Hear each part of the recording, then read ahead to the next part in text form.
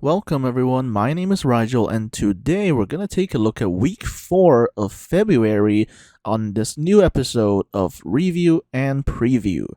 Now, before we get into this week, just some quick updates that don't necessarily relate to the national finals.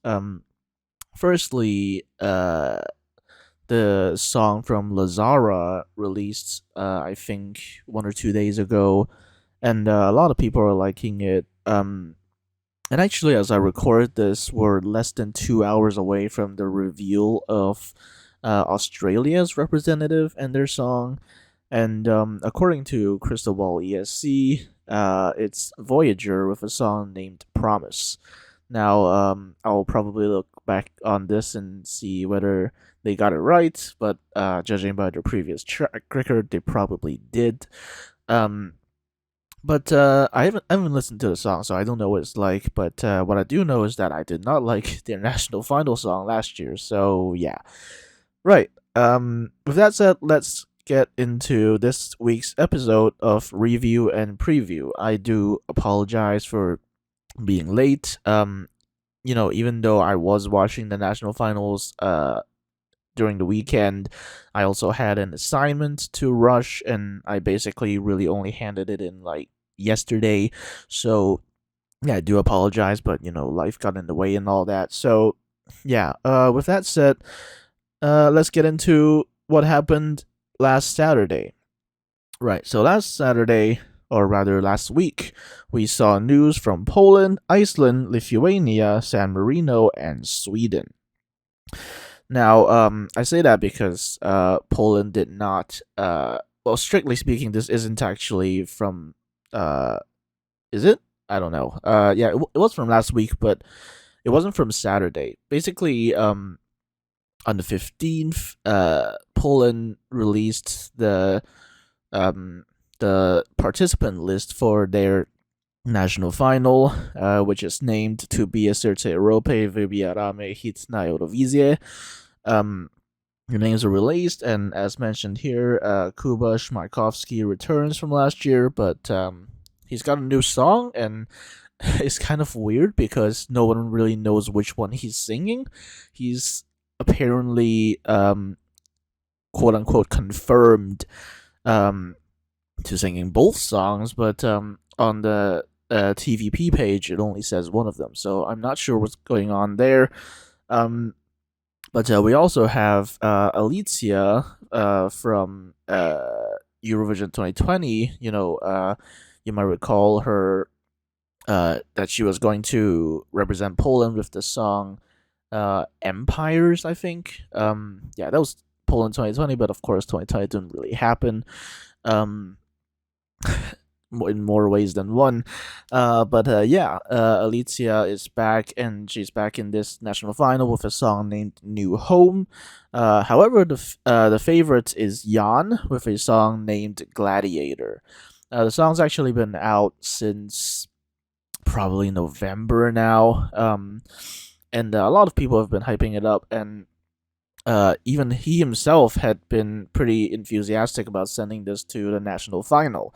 And apparently, right now, I think we're in the period of artists finalizing their songs for the national final. But apparently, Jan is already practicing like the staging and stuff for the song, which is pretty promising. If I have to be honest, I'm not a huge fan of Gladiator. Some people are like, "Oh, this can win Eurovision." I mean, I'm not seeing it myself, but it's still a pretty good song, and certainly departs from what we think of as Poland at Eurovision, which there really is no such thing because they don't really have a set image per se, at least not in the past few years. But anyways, it does not sound like something that Poland would send. Which could work in its favor or against. I don't really know.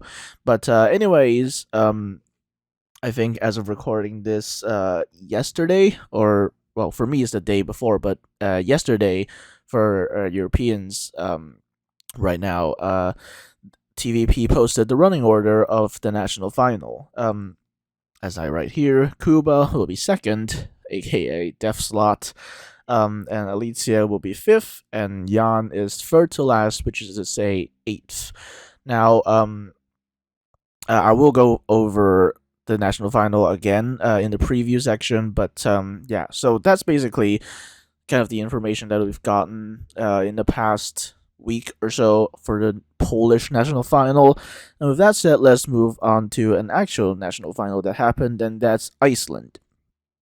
Now, on the 18th, aka last Saturday, we saw Sogndakefnin start, which is their national final in Iceland. And there were five semifinalists, and of course, two of them qualified, and they were Diljau and Brai. Um, Originally, there was a favorite named Celebs. They had a song named Dome's Dags Dance.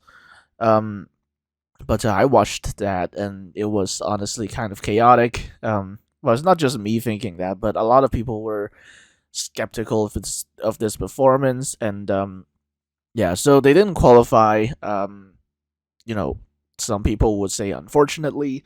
Um, I personally don't really care, but yeah, celebs did not qualify. But Diljau and Brai did. Um, by the way, whether you like it or not, Brai has a very Swedish sounding song, which is I think he lives in Sweden and also went on Swedish Idol, so that kind of makes sense. But yeah, and also yeah, I wrote here they failed to qualify for now because there will be a kind of wild card for the final because think about it. There's going to be two qualifiers from each semifinal, which would make four finalists, which sounds kind of weird. So, as I understand it, they're going to randomly select. Well, no, it's not randomly select, but as I understand it, they're going to select a fifth finalist via a jury, I think.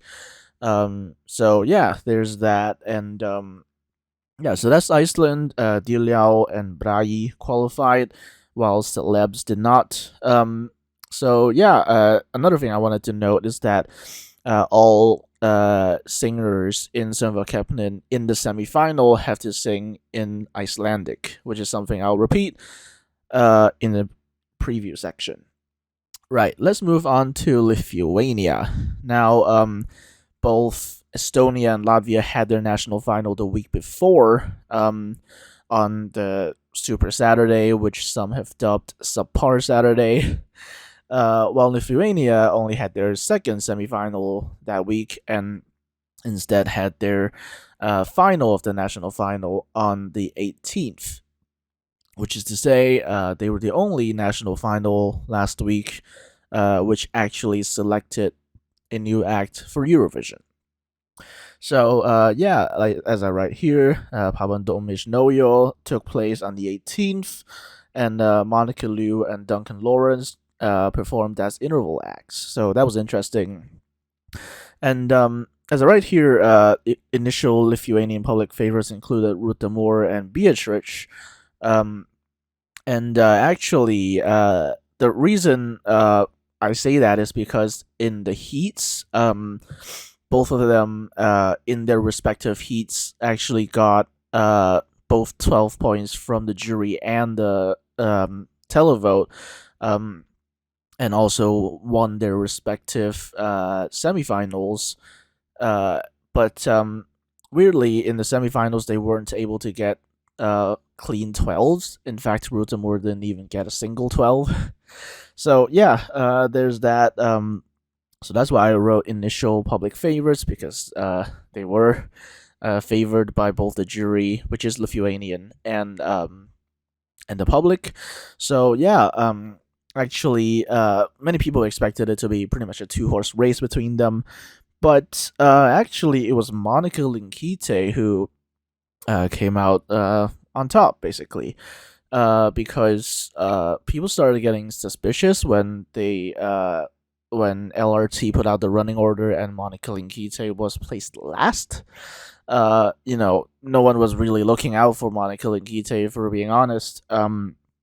So it was a little suspicious to put Monica Linkite last in the running order. So yeah, and then after that, it was basically when it came down to the final scores, it was basically Rutamur versus Monica Linkite. I believe well, one of them got, oh yeah, Monica Linkite got 12 from the jury and 10 from the public, while Rutamur got 12 from the public and 10 from the jury. So that is effectively a tie. And then after a while, they decided that the jury would break the tie. So, because it was Monica Linkite who scored higher in the jury, it was Monica Linkite who would win the national final.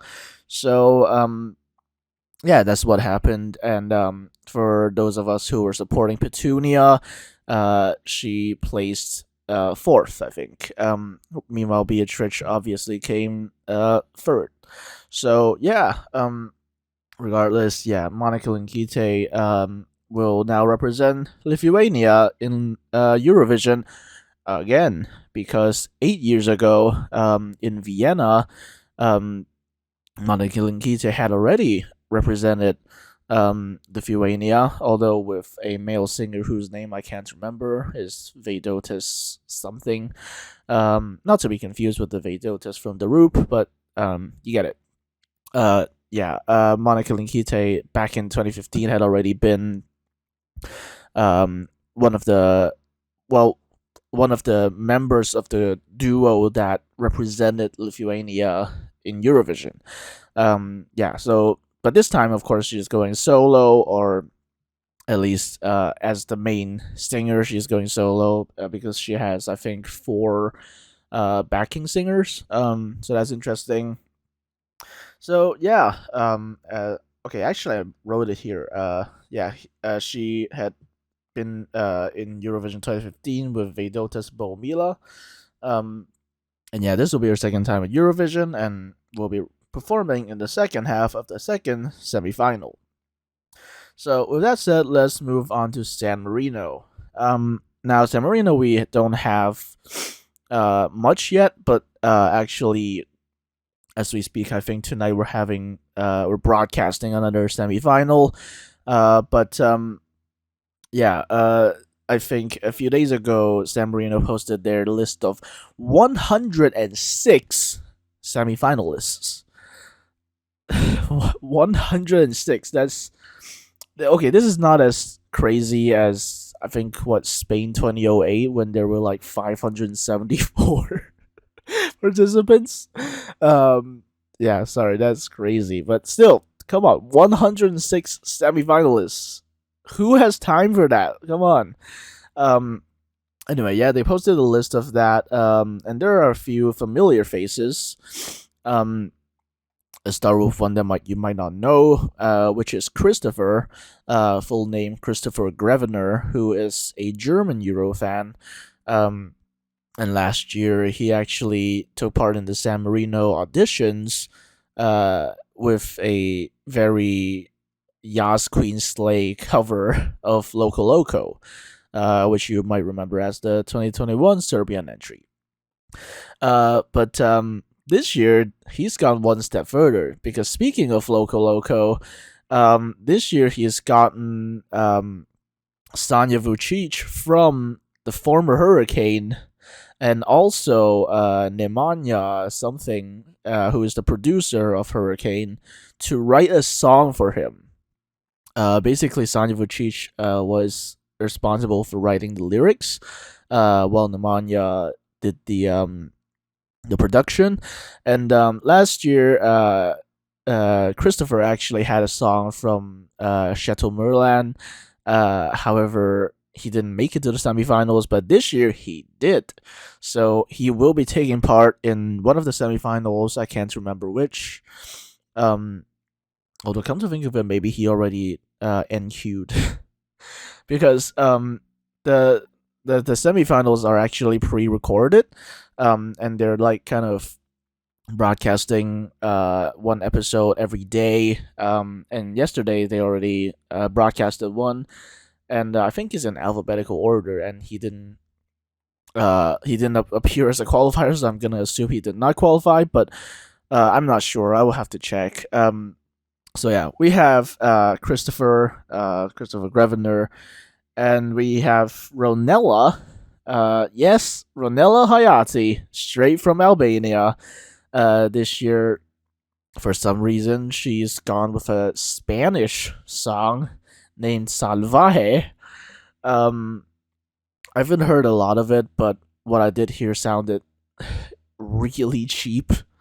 So I don't wish to be mean here, but someone said Ronella had a Spanish Duolingo, the worst beat you've ever heard, and a dream. Yeah. No further comments on that, but yeah, Ronella Hayati for some reason is wanting to do Eurovision for San Marino. Go figure. And probably the biggest name of all, Eiffel 65. Now, if that name doesn't sound familiar to you, I think the song I'm Blue Dabba Dee Dabba Die might sound familiar to you. And that is the same group. Yeah, the hit group that created this song all the way back in 1998 is for some reason interested in doing Eurovision for San Marino in 2023, straight after they did a collab with Bebe Rexha. So, give that what you will.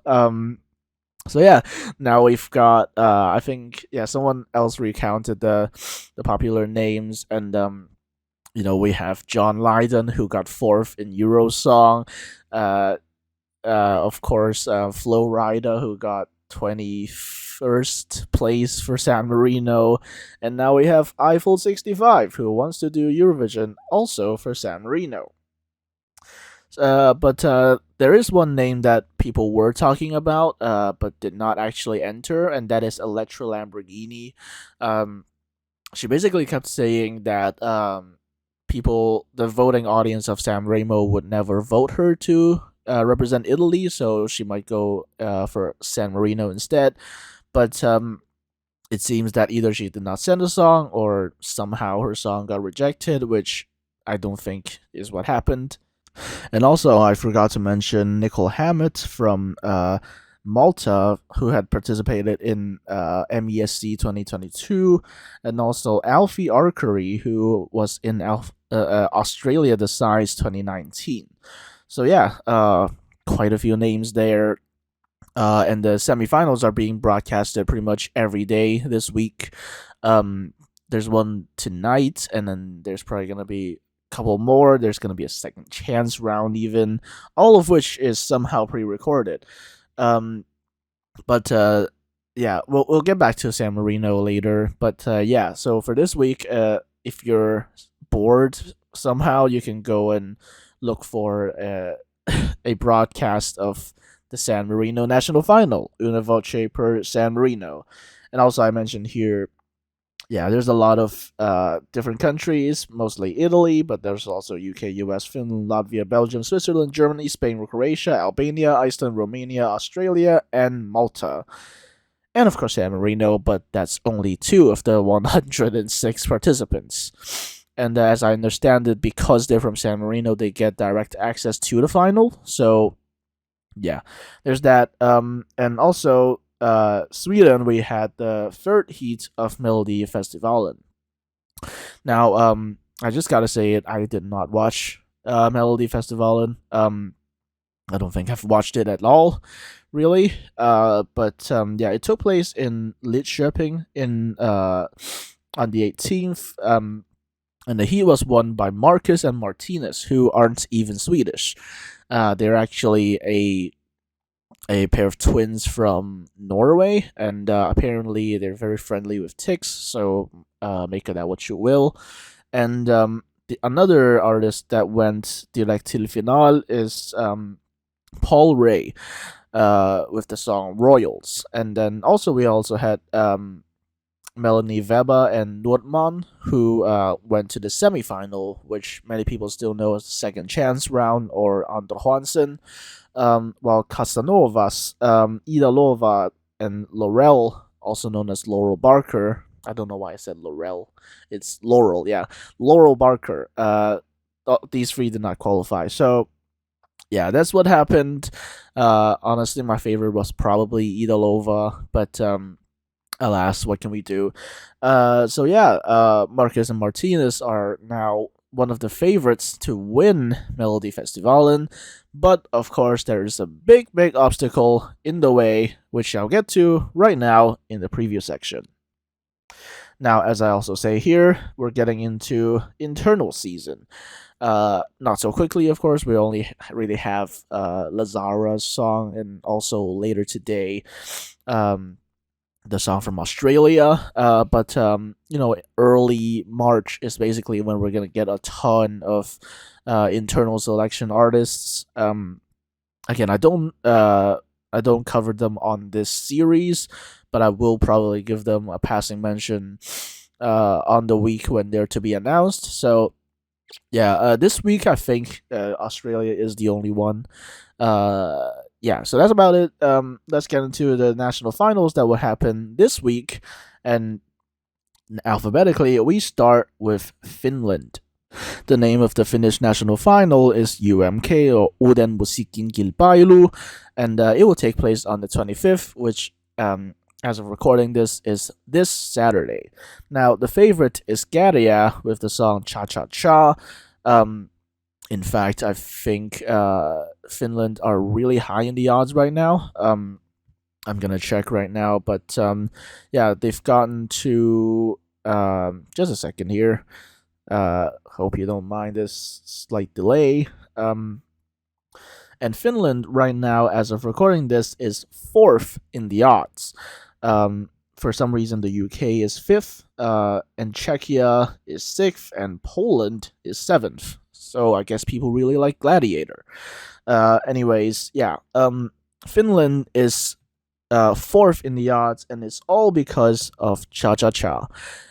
It's, if you haven't heard of it, it's basically a very distinctive song where the first half is like semi yelling rap.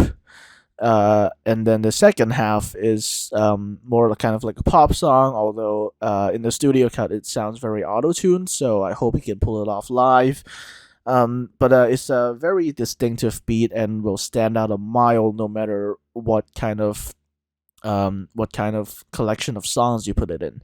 So yeah, that's and of course it's in the Finnish language because believe it or not, Karia actually does not speak English very well. So yeah, the song probably won't change to English. So yeah, it's gonna be in Finnish. Except for the word cha cha cha, but yeah, it's a very distinctive song, which pretty much explains why Finland is fourth in the odds to win right now. But I also do mention here, Kuma are very popular with their song, although Kuma in general are just very popular in Finland right now. And their song for UMK is named Ylivoimainen, which I think it means overpowering in Finnish. And it's actually charting at number 1 in the top 50 of Spotify Finland, and Cha Cha Cha is at 4th. Portion Boys' entry Sama Taivasta Gatsostan. Sorry, Gatsotan. I don't listen to the song, as you can probably tell. Yeah, it's that's the next highest entry is at 21st. At least it was when I was recording this. Well, when I was writing this. I don't know where it is now, and if I'm being honest, I don't particularly care. So yeah, during the show we will have Bess, who you might call the moral winner of UMK 2022, because Ram Bam Bam by Bess actually stayed at number 1 for I think 8 weeks or 12 weeks straight, and it became literally the most streamed song in Finland in 2022. So yeah, Bess you might call the moral winner of UMK 2022. She's gonna be coming back as an interval act, as will the Rasmus, who are of course the actual winners who actually went to Eurovision, and also the host, who is named Samu Haber, whatever, you get it. And commentary will also be provided, and this is fun because most countries they just provide it in their own language, and in the case of Lithuania and Latvia, maybe they'll switch into English for a few lines to kind of acknowledge the Euro fans watching. But other than that, most national finals are just held in the country's native language, which is fair enough. But for for Sweden, you obviously also have commentary in English. But for UMK, you'll have 8 languages: Finnish, of course; Swedish, of course; but also Northern Sami, Inari Sami, Russian, English, and for 2023, Finnish Sign Language and Ukrainian. So yeah, that is 8 simultaneous broadcasts for one national final. That's absolutely insane. Um, and the voting system is kind of weird, if I'm being honest. It's going to be decided by 75% televote and 25% international jury, which, if you ask me, makes the jury kind of useless. But hey, they're they're going to do their own thing. And so far it's working, so hey, why not? Right, with that said, let's move on to Germany. There really isn't much to talk about with Germany actually, because it's just that the online voting begins on the 24th, which, as of recording this, is Friday. So yeah, I don't know when it ends. Honestly, I could not find a source for this 24th thingy. I actually saw it on ESC Discord. Um, I could not find the source for it myself, but apparently it starts on the 24th. So yeah, it was also announced that the Boss Haas and Ilse de Lange will be the interval acts for the national final, with a new single named "You." Uh, and apparently, they've been interval acts for the German national final before. I think in 2015 or 2016. So yeah, there's that. If you care. So yeah, with that said, let's move on to Iceland, which is having, as you might expect, their second semifinal of Sölvkeppnin.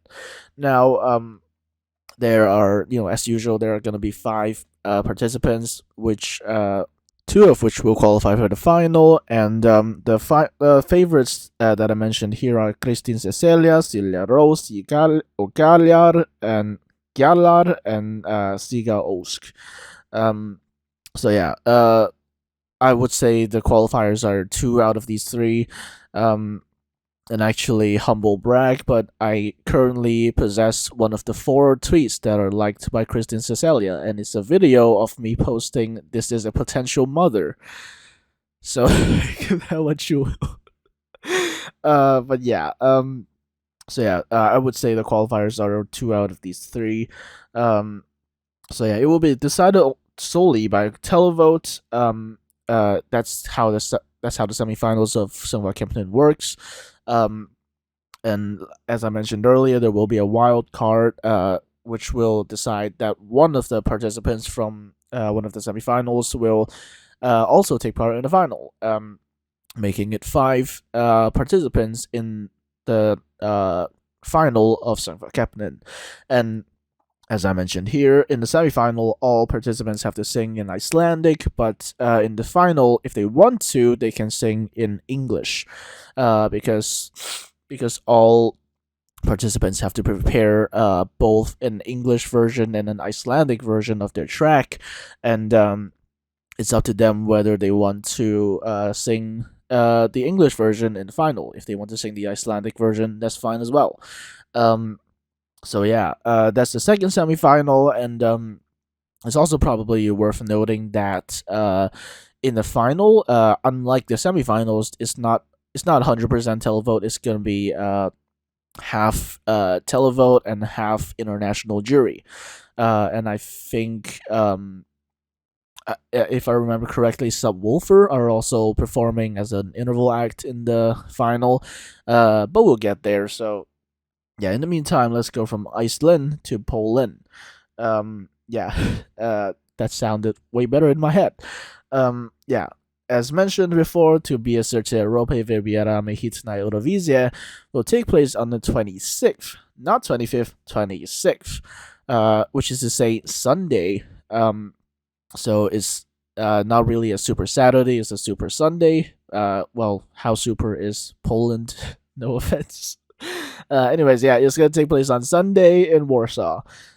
These are the hosts. I can't be bothered to read their names out. And there's gonna be 10 acts. In the national final. Apparently, they said that there was a possibility that a wild card will be added to the lineup, but they've posted the running order of the national final, so I don't see it happening. So yeah, as for interval acts, we'll have Kalush Orchestra, with their song Stefania, who of course won Eurovision 2022, and I don't know if this is a clerical error or what, but Stefania from Greece, 2020 and 2021, will also perform Last Dance. So, yeah, I really do suspect that it's just someone looking up Stefania Eurovision, and then like clicking on the first result, and then oh, it's the one from Greece, not the one from Ukraine. And then TVP were like, screw it, let's just have him anyway. So yeah, two Stephanias finally meet, and yeah, the voting system is weird if I'm being honest, but yeah, it's basically gonna be 50% televote, 50% jury, which is fine, but after the first round of voting ends, the top three of that vote will go into a super final, which, unlike HDLL, is not televote only. There is still going to be a jury in the super final, so yeah, we'll see what happens, I guess. And the winner of the super final obviously wins the whole national final and will represent Poland in Eurovision 2023, taking part in the second half of the second semifinal. If that's it, let's move on to a country in the first half of the first semifinal, and that is Portugal. They're having their national final Festival da Canção, which starts this Saturday, and there will be 10 acts taking part in the semifinal.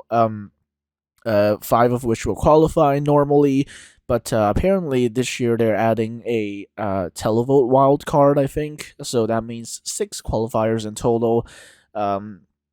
That will be in the final of Festival da Canção. So there will be also several interval acts: Ana Bacalhau, HMB, Fernando Tordo, Blanca Paloma from Spain, of course, and Nena. Um, there are several fan favorites like Claudia Pascual, Mimi Cat, and You Can't Win, Charlie Brown. Although I'm somewhat doubtful that they'll qualify, but because their song is it's quiet. I like it, but it's quiet and may not garner as much attention. But we'll see. I hope they do qualify. So yeah, these are the kind of fan favorites. I mentioned specifically fan because it's only really been Claudia Pascual and Mimi Cat who have been getting more streams than others in this semi. So yeah, these first two are also like Portuguese public favorites, but Twitter also really likes You Can Win, Charlie Brown. So yeah, that's the first semifinal of Portugal's national final. And now we get back to San Marino. And also, I don't know why I said also, but yeah, they're having their semifinals, or rather, they're having the broadcasts of their semifinals throughout the whole week. I think there's gonna be, like I said, another one tonight. I'm not gonna watch it, but you do you. And also, yeah, like I said here, there's gonna be a second chance round. So if you're interested, you can check it out. And also, even though the Samarinese broadcaster already know the finalists, we don't. So we only find them out during those broadcasts. But we do know what will happen with the final. It will happen live at the Teatro Nuovo in Dogana on the 25th, and it will be hosted by Senhit and Jonathan Kashinian. I spelled it wrong here. And also, as an interval act, the current winner of Una Voce per San Marino, Achille Lauro, will perform as the interval act. And there's not going to be a televote or anything, and the winner will only be decided by a 5-member jury, whose identities I don't think we know yet, but I did gather somewhere where they will be from. So you can check my What We Know So Far blog for that. And with that said, let's move on to our last country that will have a national final this week, and that is Sweden. With Sweden, of course, we have the national final Melodifestivalen, and this Saturday will be the last heat of Melodifestivalen. Of course, this isn't the final. There's still gonna be the second chance round, also called the semi-final, and then we get to the final. But for this week, we're gonna have the last heat for Melodifestivalen, and the participants of this heat are Kiana, Sinja or Yurdis, Smash Into Pieces, Mariette, Emil Henron, Axel Schillström, and of course the centerpiece, Loreen, who is in this heat in Örnsköldsvik. I think that's how you pronounce it. Örnsköldsvik, not sure. So yeah, there's gonna be people looking out for the other ones for sure. One of my followers is particularly excited by Smash Into Pieces, but yeah, of course, most people are talking about Loreen. So let's take a dive into Loreen's song.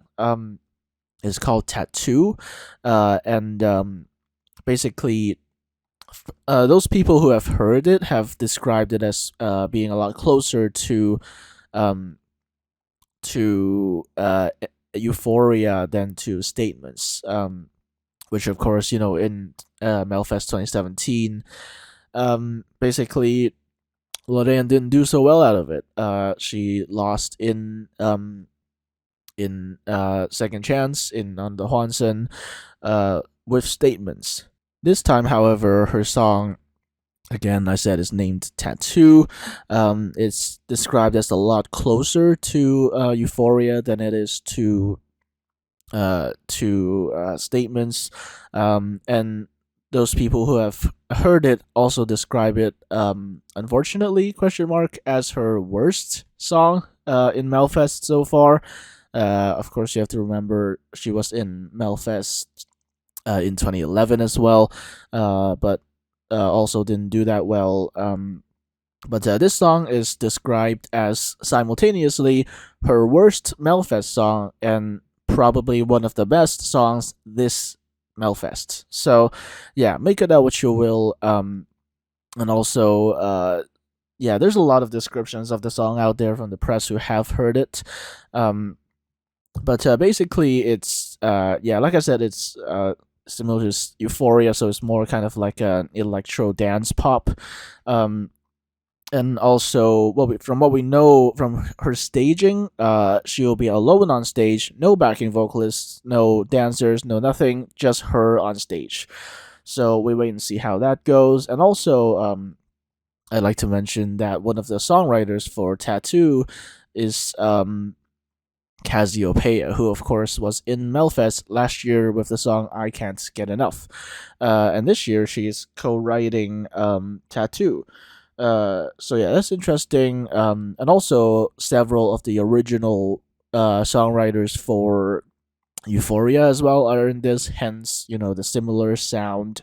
So yeah, we wait and see what happens. And yeah, this is theoretically the big favorite, but she's already been overtaken twice. First by Maria Soor, and second by Marcus and Martinez. And let's go check right now what the odds are saying about Melodifestivalen. Right. So Loreen is back to the favorites. Actually leading by quite a bit. Yeah. Previously she was at like 31%, while Marcus and Martinez were 33%, but now she's at 41%. While Marcus and Martinez are only 27%. I don't really go by the numbers because I don't know what the numbers actually mean. 1.83, 1.72. I have no clue what that means. But anyway, I think this current wave of of shortening for Lorraine is probably due to the press reaction. And yeah, so now the top three of Melody Festival and in the odds are Maria Sur, Marcus de Martinez, and Lorraine.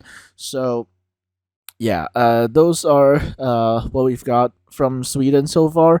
And I wrote here accredited press will get to hear all the songs, and they already have heard all the songs.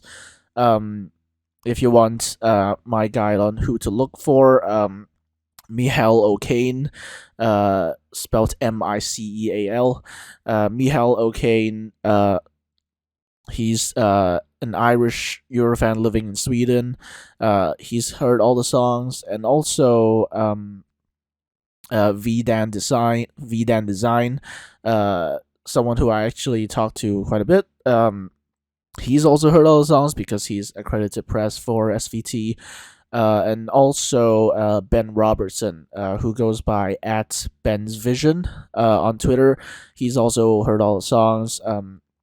And you can just read their comments if you're interested on what they think about statements as well as the rest of the heat. So yeah, if you want to hear the song for yourself, the full thing won't be out until Saturday, obviously, but we will get a snippet on Thursday, which, as of recording this, is just under 2 days. And on Friday, we'll get a snippet of the rehearsal. So yeah, honestly, I have to say I'm pretty hyped, even though at the start I was kind of skeptical, but after this edition being so mid, I think I'm starting to warm to hype. So yeah, we'll see what happens with Lorraine, and let's hope this time she does better than Ander Hansen. So yeah, that's it for this week in Eurovision National Finals. Hope you enjoyed my commentary. Like this video if you did enjoy, and comment on what you think about the national finals from this week and last week. Subscribe to the channel so you don't miss the aftermath of what happens to Lorraine, aka the next episode of Review and Preview. And I'll see you next time.